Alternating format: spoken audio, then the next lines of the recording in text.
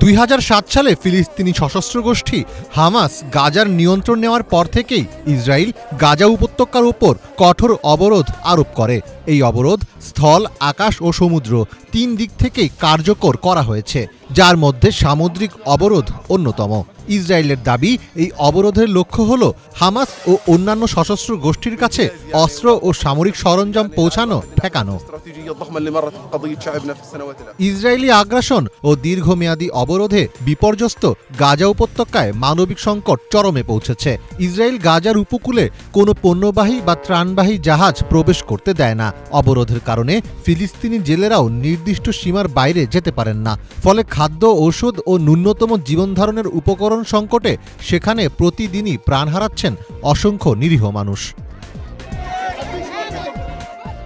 এমন সংকটময় মুহূর্তে সুইডিশ জলবায়ু আন্দোলনকর্মী গ্রেটা থানবার্গ মানবিক সহায়তা ও প্রতিবাদের বার্তা নিয়ে গাজা উপত্যকার উদ্দেশ্যে যাত্রা শুরু করেছেন। ইতালির দক্ষিণাঞ্চলীয় সিসিলির কাতানিয়া বন্দর থেকে ম্যাডলিন নামের একটি ত্রাণবাহী জাহাজে গ্রেটা ছাড়াও আরও 11 জন আন্তর্জাতিক মানবাধিকার কর্মী রওনা দিয়েছেন।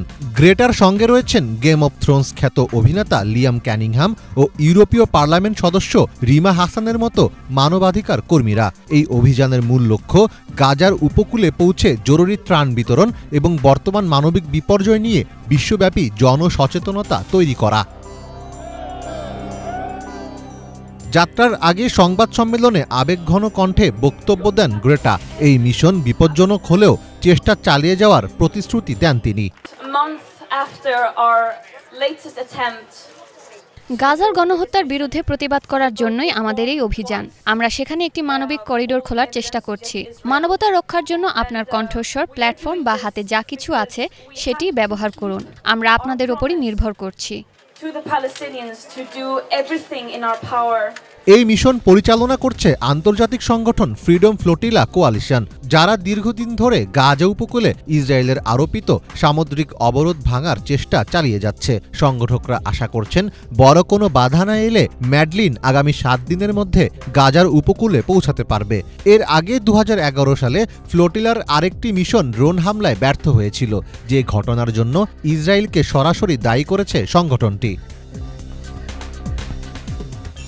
মাত্র 15 বছর বয়সে স্কুল ফাঁকি দিয়ে সুইডেনের সংসদের সামনে জলবায়ু পরিবর্তনের বিরুদ্ধে প্রতিবাদ শুরু করেন গ্রেটা থানবার্গ, যা বিশ্বজুড়ে তরুণদের মধ্যে ব্যাপক সাড়া ফেলে। তিনি সরাসরি ও স্পষ্ট ভাষায় রাজনীতিবিদ ও বিশ্ব নেতাদের সমালোচনা করেন। সাহসী বক্তব্য ও কার্যক্রমের জন্য 2019 সালে টাইম ম্যাগাজিনের পার্সন অফ দ্য ইয়ার নির্বাচিত হন গ্রেটা।